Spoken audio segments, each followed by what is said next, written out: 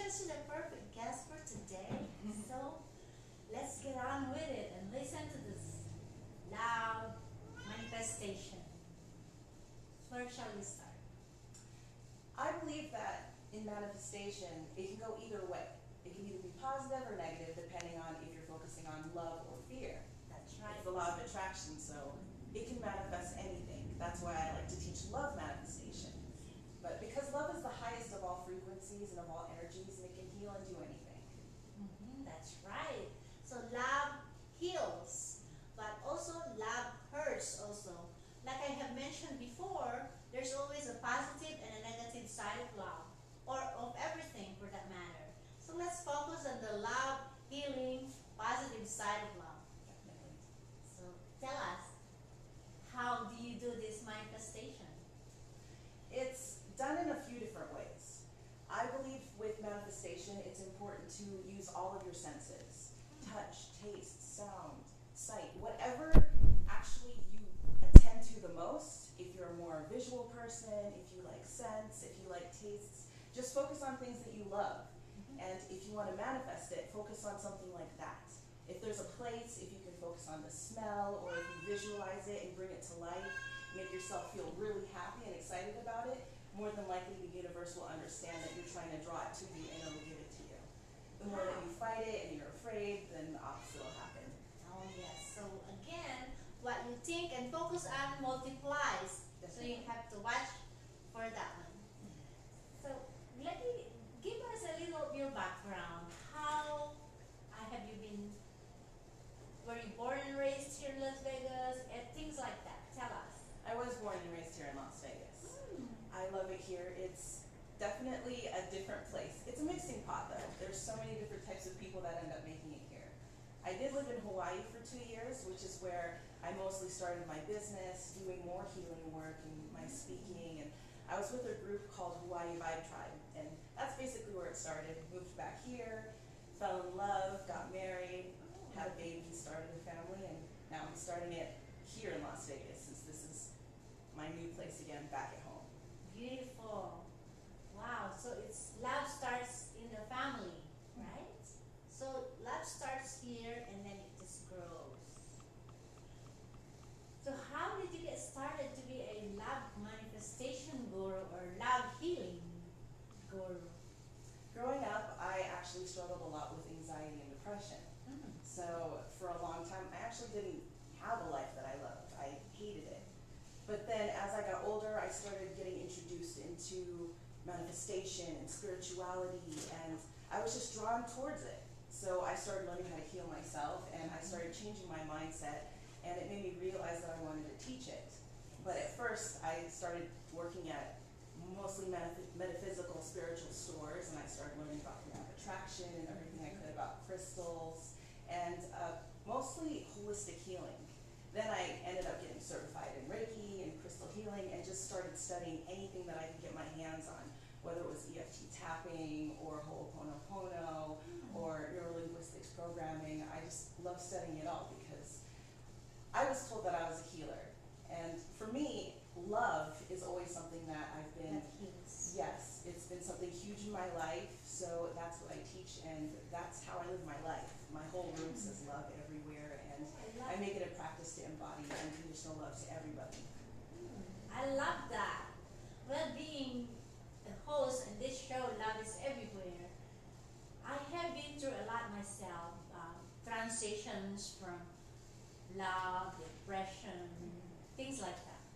But you're here to talk about you. So let's start where you have listed a few things. What do you call those ways how to do your love manifestation, right? Yes. So I like that one that caught my ears is the neuro something.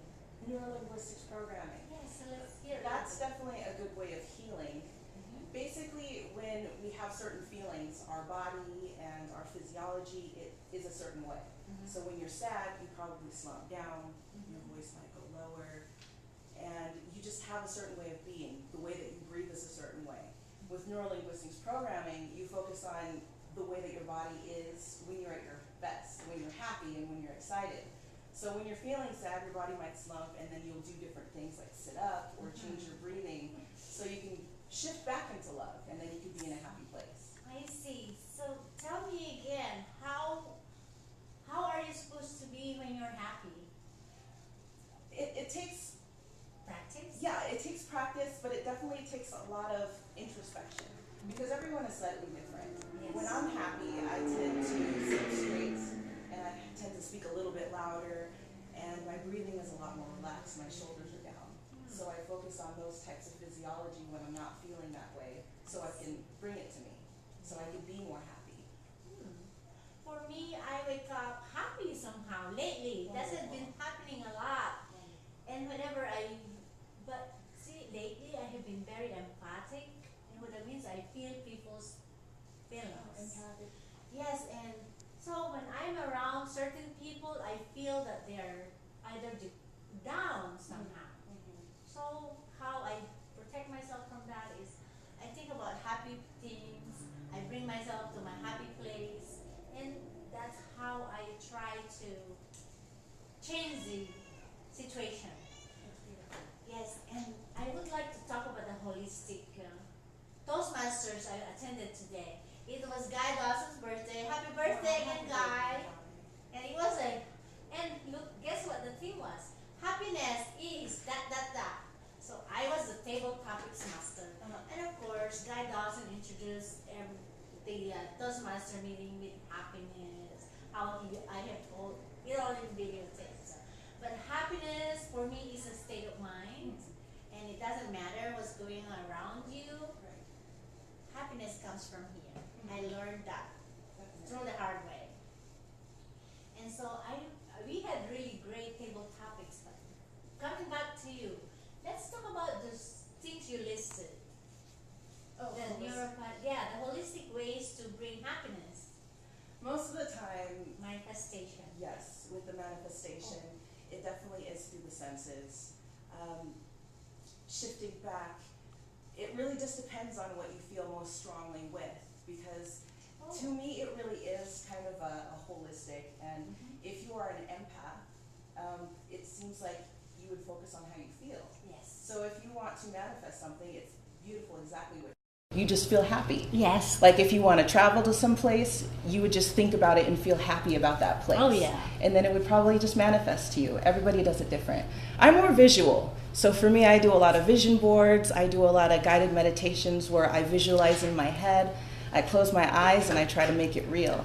Yes. But yeah, everybody is different. And I think I do that too, though. Yes. I do visualizations in my head. That's wonderful. Yes. When I used to work at Psychic Eye, and I also worked at another place in Hawaii called Sedona, I actually worked with a lot of psychics. Oh, and I see. Yeah, Tell me about everybody naturally has abilities, but different people have different ones, and some people have more than another.